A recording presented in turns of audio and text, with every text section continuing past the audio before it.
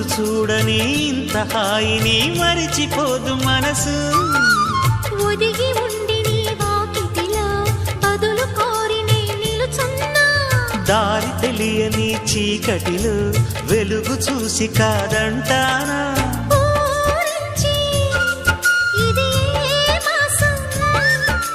ప్రేమించే ప్రతి గుండెను అందెల సందడి చేసే హేమంతం ఇది. మన సొంతం అయినది. కిలకిల నవ్వే కోయిల కోసం వచ్చింది మధుమాసం. మిలమిల